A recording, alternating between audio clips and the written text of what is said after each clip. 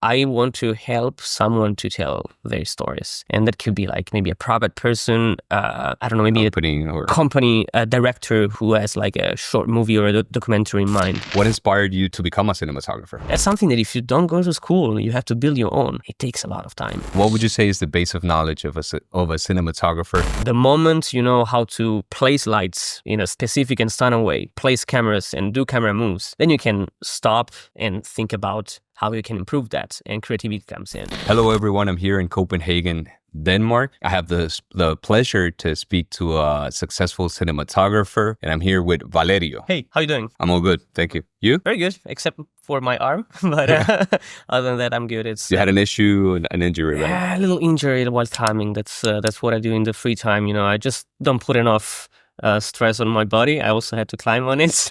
Okay. But it's good. Yeah, nice moment. Closing a few nice projects, so it's all good. So you're still working? You haven't had like weeks off? Not lately, to be honest. I think especially, I would say the main season for us is September to mid-December. And this is the period of the year where a lot of clients come and try like to maybe close a project or start something at the very last moment to deliver before Christmas or for the beginning of the year, of the new year. So it's a pretty intense moment. Yeah. You seem to like it. Yeah, I like it.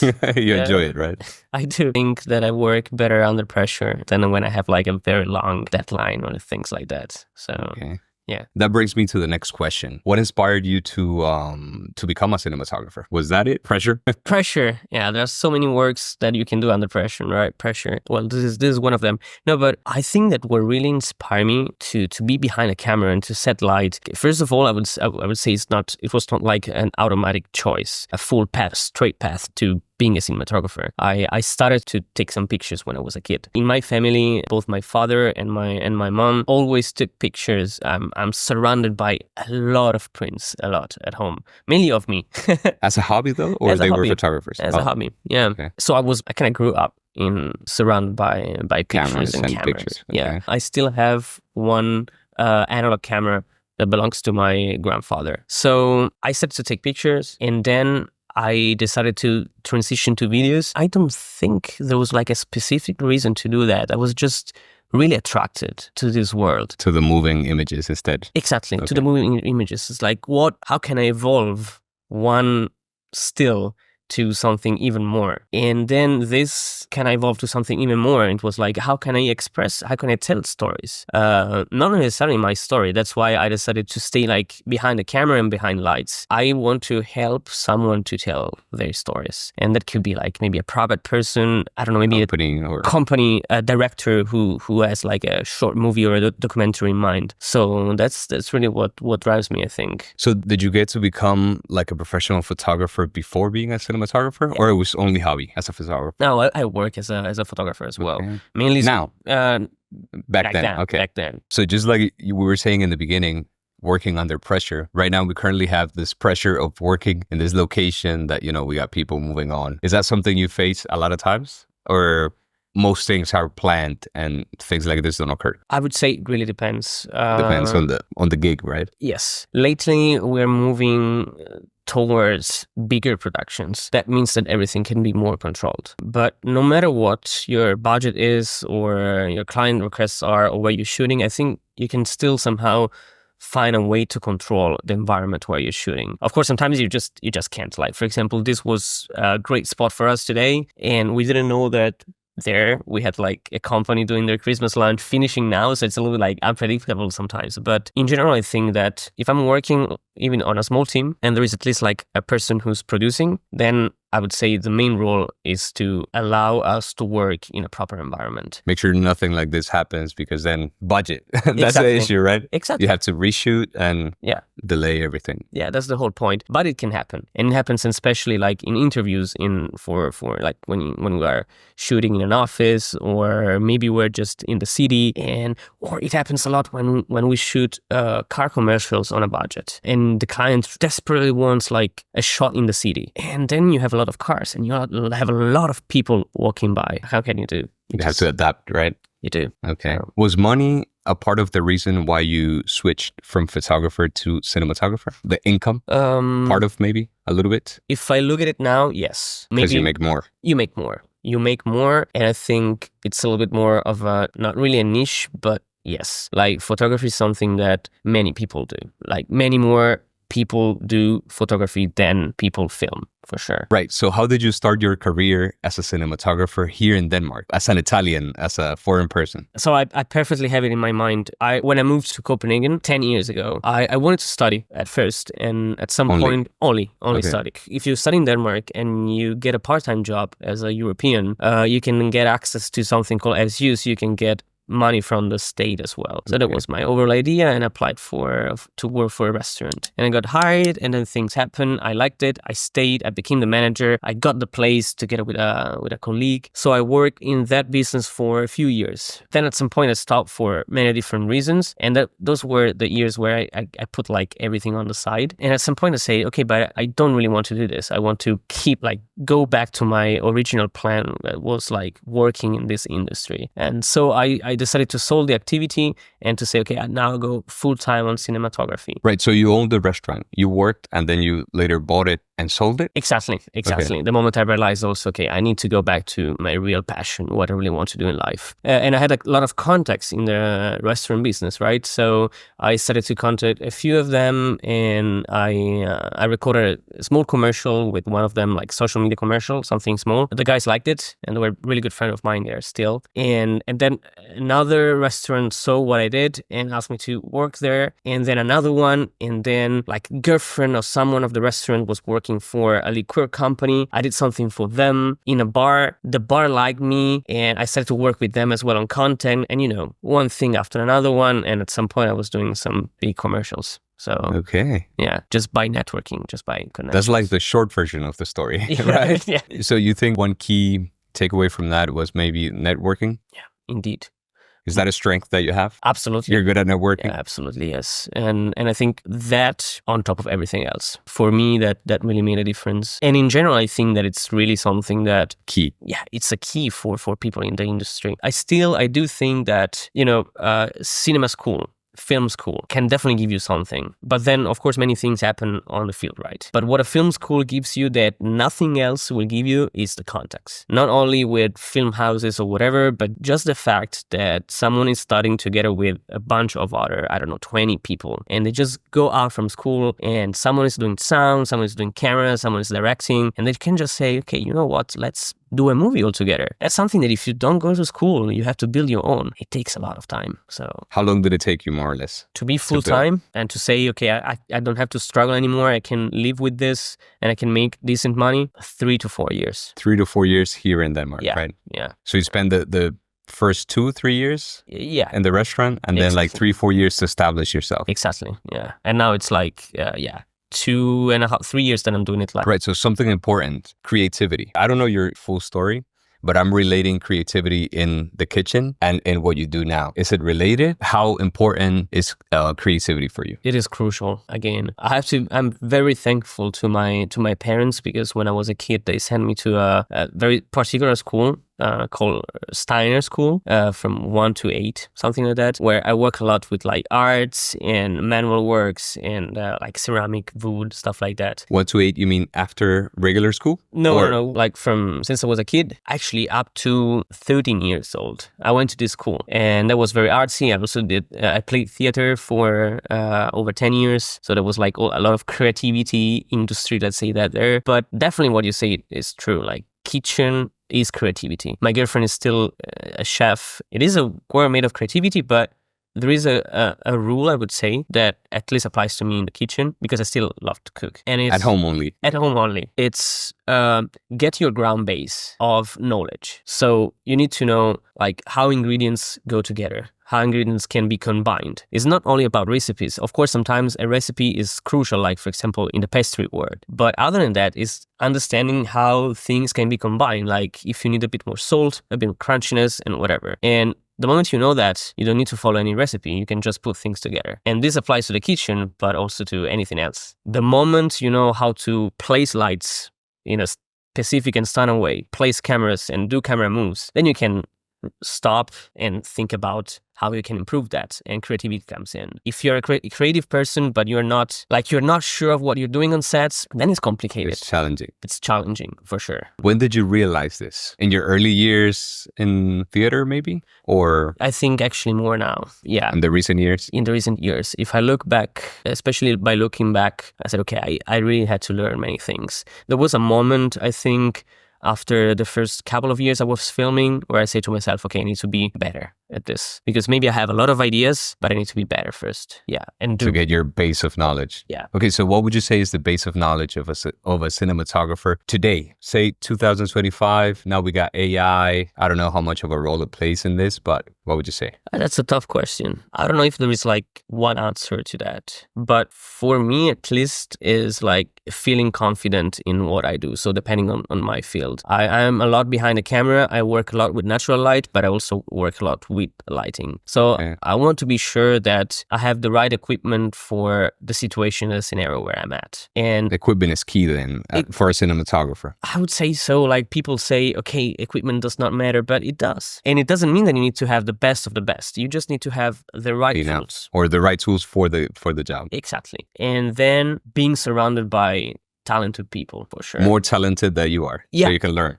100%. That's my key also. Now, another of my ground rules, I would say, I always try to surround myself with people that were better than me. It's like, I don't know, if you're trying to learn football or any sport, yeah, okay, you can play with people that are worse than you, but then what? I think there's your mom that is there to say you're good, right? You don't need other people to say you're good. You just need other people around you to... So you can improve. So you can improve, for sure. How long would you say it could take someone right now to go from zero to become a cinematographer? Maybe obviously not as experienced as you are, but to a level where they can, work as a cinematographer. I think now less than before. I think so. There are so many technical things like tools that can help you to do that. They're not expensive as just maybe 5 or 10 years ago. There are like a lot of tutorials on YouTube. I mean, I told you I didn't go to school. I learned everything on internet and on books, and of course from other people. And now it's easier to connect with people, right? So you can just write someone on Instagram and ask them a question. And yeah, exactly. How do you do that? I love like how you light that specific scene. Can you send me a breakdown? People love to share behind the scenes of what they do. Just ask someone to do that, or just ask someone if you can go on set with them, right? And I'm 99% sure that everyone will accept that. Why not? I mean, you're just going to do, I don't know, free help or whatever, right? Or behind the scenes or something. And then you learn, and then you are on field. So I think it's easier, especially because we're more connected than before. How long, like to put it in time, how long do you think, more or less? A year? 2 years? 6 months? Couple of years. Couple of years. And you can be independent and maybe work on like smaller things. So do you think there's still time and room for someone to become a cinematographer, or it's too late? What do you think? Like, now talking again about AI, what do you think is going to happen? Yeah, well, AI, of course, is something that it's becoming more popular in our field, right? I use it daily, especially when I'm editing for simple stuff like just for sound, to make sound better. Exactly. I just use AI. We have a colleague who's just doing her internship now, and she's doing the final report about AI. It is a thing in our field. I don't think it will steal our job. Maybe some of it, a little bit. I think it's going to be a great tool to just improve it. Improve our job, and to use AI for the boring things. Or I don't know, if I need a shot of snow in Rome and I can't have it, or nobody sell it, right? Then maybe I can generate it myself, and there's going to be a really great result for the client that I have who desperately wants that shot, right? So yeah. You think it has more benefits than negative things to it? We need to adapt. Yeah. No matter what. It's here to stay. Exactly. But many things happen in life. Before I was in the industry, I'm just thinking about like going from cameras or drones. Before there were like so many people, or I don't know how many actually, but people going on helicopters to do like some aerial shots, right? And probably now is a very small niche because everyone is using a drone. And I'm sure that people adapted. And someone who was like a aerial shooter on an helicopter probably became a great drone operator, or maybe not. Maybe they went on a different road, but they adapted. And it's a little bit faster than before, and you need to be a little bit faster to adapt, but you can still do it, I think. So AI and technology, like as on the field, right? Not on editing, because you can even use it to plan it, to plan your lighting and so many things like behind the scenes. But say right now, if we were on our own, you think that's going to happen soon to where you can maybe control everything from an app, or AI will be able to determine how much light you need on a set? Are you seeing that now happening? Maybe not now. Controlling maybe cameras, yes. So instead of having like, let's say our setup, we have 3 cameras now. Even though maybe on a slightly bigger scale where you have to follow someone on a stage, let's say that. There are already technologies to do that. I'm just thinking about Veo Technologies. It's like this company who made cameras for sports where a ball is involved. So you just purchase one of these cameras, install it, and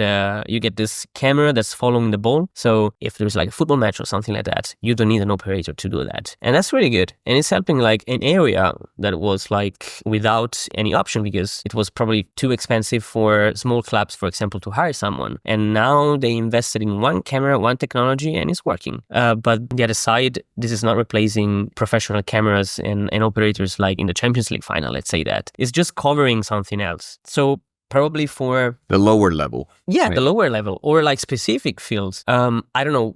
One of our clients is like this company, and they have live streaming every 2-3 months. Maybe soon is going to be very easy to just have one person controlling the live streaming and then controlling the camera with a pad, or AI is just set on follow this face. We already have autofocus. I don't think we are too far from like a camera that's maybe followed. A year from now. Maybe a year from now, I would say so. So start saving if you're doing that. Yeah.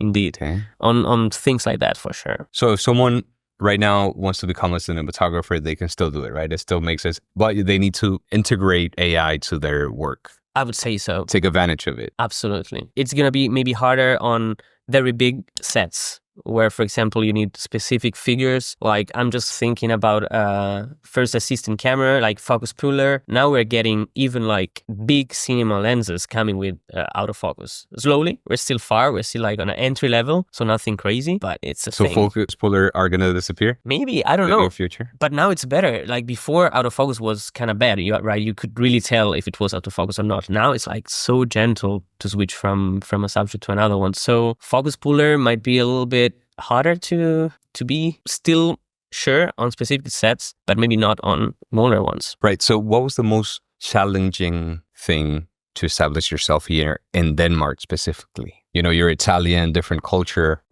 The nice thing about filming in Denmark is that the community is pretty open, but at the same time, it's not. I don't know how to describe it, but... In what way? In the way that it's kind of hard to get in if you were not part of like the film schools and whatever. If you don't know anyone, yes. Like who are you? Exactly. Okay. So, I mean, if you as a cinematographer want to be part of the Danish industry, then you need to start connecting with people somehow. And that was the most challenging thing. You can still make it, like we have many examples of our colleagues who don't work with Danes at all, including myself. I don't work with Danes too often, but I have a few good friends and colleagues in the industry that sometimes call me. So would you say that there's 2 industries here in Denmark? Yeah.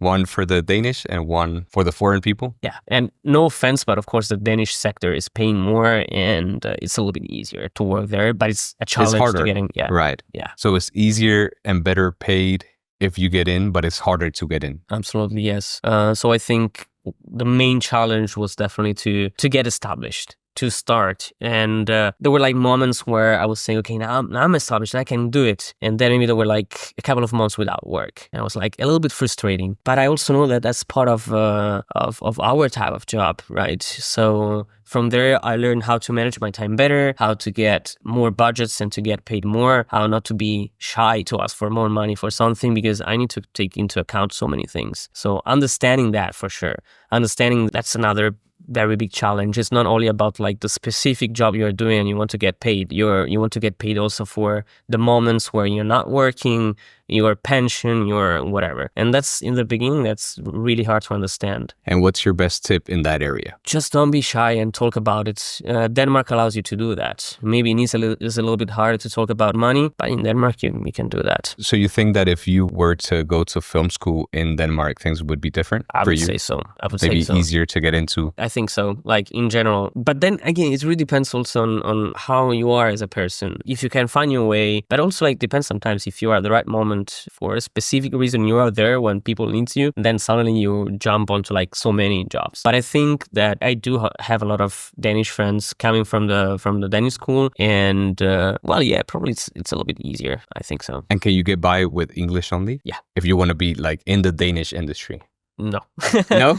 No. Right. For sure. You need to know a little bit of Danish as well. At least like to start some conversations to the other people. Let the other people have the feeling that you are at least trying. You are there. You understand a bit something. But Danish is kind of a must if you want to step into the Danish industry. If you want to live in this industry without being part of the Danish industry necessarily, then yes, English is more than enough. Okay. Where do you see the industry going from now? And where do you see yourself? The direction of the industry is a little bit unpredictable, I think, at the moment. Again, we're talking about AI before, and I don't really know where it's going. I can guess. I can predict maybe. And I think as we discussed that maybe AI will take a little bit of the ground jobs like on a lower scale. So we need to be a little bit more creative, more ambitious to come up with better and better concept because we need to win against something else, right? That is new. And well, I see myself doing what I'm doing now. I kind of like it, to be honest. Probably I want to be a bit more involved in like documentaries in general. That's really what I like. But it's also